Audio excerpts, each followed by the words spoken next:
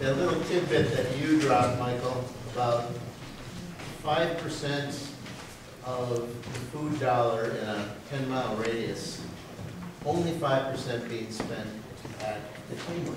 We'll also wait too. I mean, my small household, we don't shop Creamery only, but pretty close. It's hard to imagine why people within a 10-mile radius are spending 95% of their money on food someplace that they have to travel so far to. So it occurs to me that there's got to be something that they can't buy that they need that the Creamery isn't providing. In all the analysis that you put up, and by the way, it was all splendid and clear, and I share the gratitude that's already been expressed for the incredible amount of work that went into that synthesis.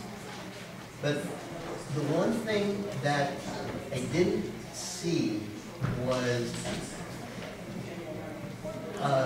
in terms of generating revenue, the only thing that had to do with sales was sort of begging us to shop a little bit harder at the Creamery than we've been shopping before.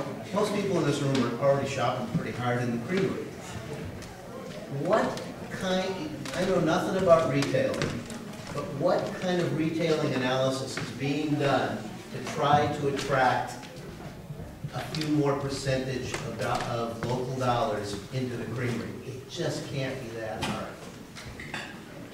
I think our renovation is the biggest answer to that question, Alan. You know, Michael poured over the community surveys, all of us, for dozens of hours.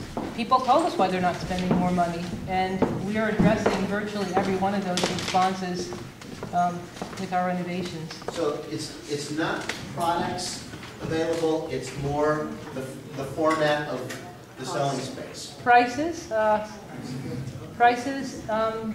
the vast majority of feedback says it's not easy to shop there. So I don't.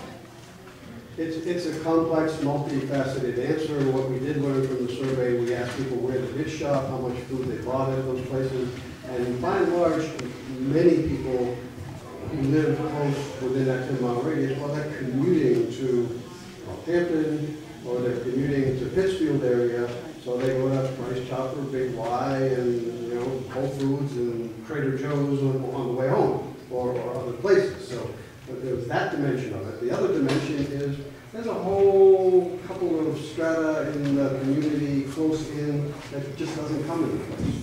Whether they don't feel it's inviting enough, whether they don't feel it's spacious enough, it's too cramped, or maybe overpriced. I mean, we're trying to get at all of those dimensions of it because we truly do want to be the store for everyone in the community.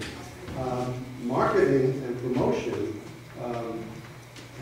I occasionally tell anyone else that the only marketing practice is stealth, right? Because it isn't obvious. But one of the recent learnings, there were 200 products last month on sale in the Creamery. I don't think anybody knew that. We put them all up on the webpage just to tell people there's a lot of stuff on sale. We're helping spread the word, raise the consciousness, and throw out the lion's blanket to get more of the community shopping a little, and to get a little of the community shopping more. So that's the issue. And we've hired Seb Isman to help us put together a marketing plan. We haven't ever had one. So we know we need marketing plans and promotion and things that invite more people to experience Creamery. And the space is just acute. I mean, that's really a huge part of the issue. I would just also add, it is about what's on the shelves. And it is about the price of what's on the shelves. And there is a little bit of mythology in the community that we all have to do to educate people about what you actually can purchase at the Creamery at fair and compatible and competitive prices. When we become a co-op, we will join the co-op nation. We will be able to band together with co-ops across the country and in our region to negotiate better prices, we think, on some of the goods that we're selling. So we will be able to, we hope, lower the sales prices for a lot of products, to introduce a basic goods kind of concept of groceries where your basic tomato sauce, your basic coffee, your basic line that you need in your pantry will be available, so you don't have to go to Stop and Shop or Trader Joe's, that it'll be, you can count on it always being present at the creamery. And I think that the marketing piece is really, really important. You saw those numbers. We're not going to spend a lot of money on marketing, but we are going to talk more about what's in store, and we're going to give people more information so that they can make good shopping decisions. So labels on the shelf that compare prices to Williamsburg Market, to River Valley Market, to McCusker's. We will be doing that. We will be trying sort of a suggestion box approach. What do you need? We'll write it down. If 4 people say they need it, we'll start getting it. So I think it is about being as responsive as possible to customer needs, to try to stock those shelves with things that people will buy, and also to analyze what people aren't buying and get it off the shelves so that we can fill it with stuff that people do want to buy. Yeah, So it's a mixture. It's a huge art and science tightrope. We didn't mention it, but Amy and Alan's Victor Bullock have already installed a point of sale system that for the first time is tracking what is selling in how many units. And do you know what in the first month was the #1 selling product in the store in terms of units? Beer. Cookies. So we'll Thank know. you, Perry, Emmy, Rose, Nancy, and Lori. I think that it should be advertised that food stamps are accepted at the creamery more blatantly, because I don't think that anyone knows that the low income people like me can shop at the creamery and spend their government money there, and then I can contribute what I can contribute.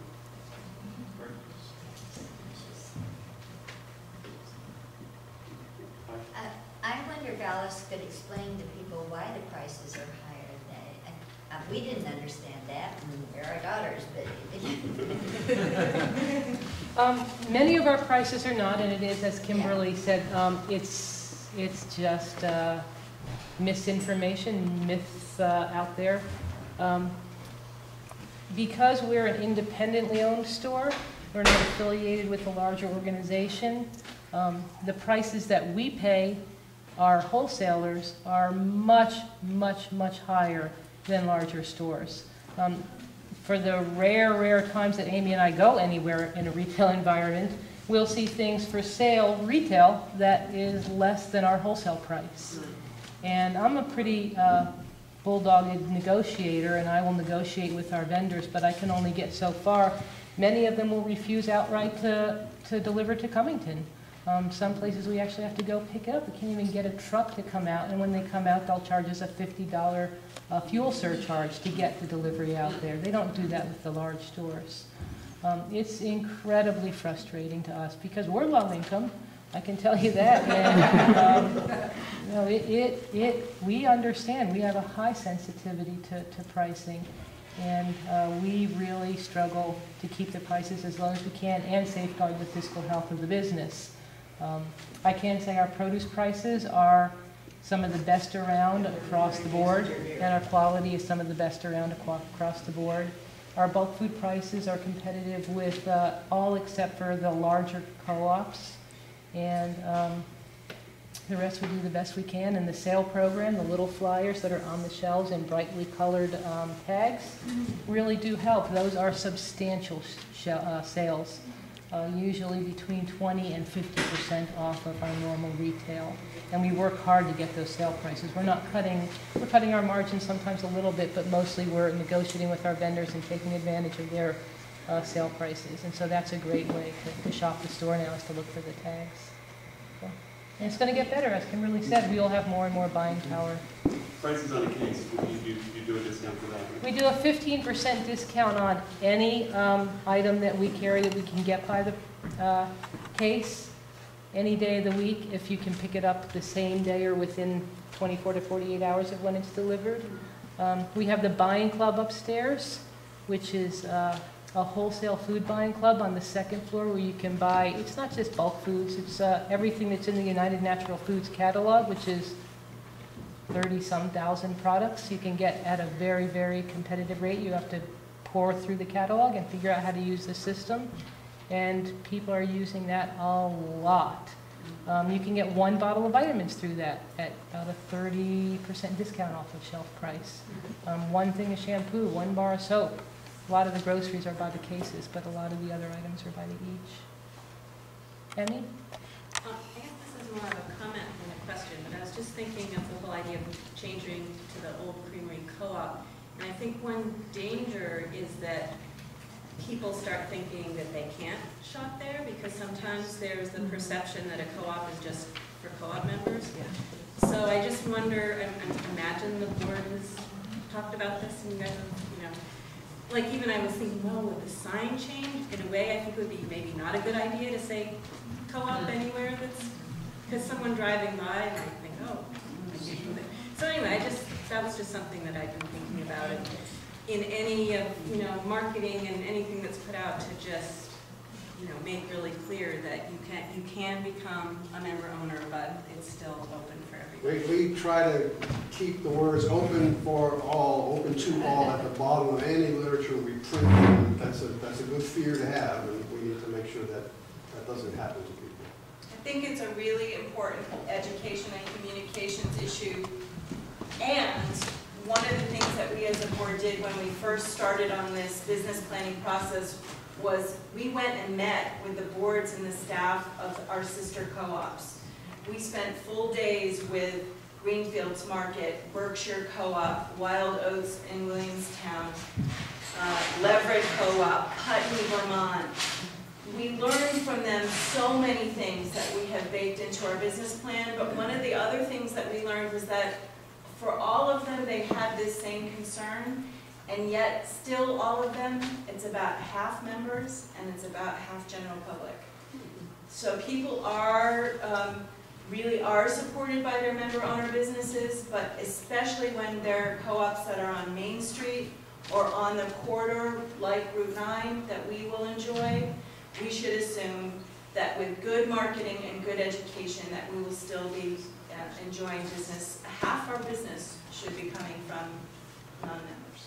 And member owners are obviously a huge part of both of those things. We can do marketing and we can do education and all that, but that we means, again, everybody in this room participating in that and spreading the word and talking about the book.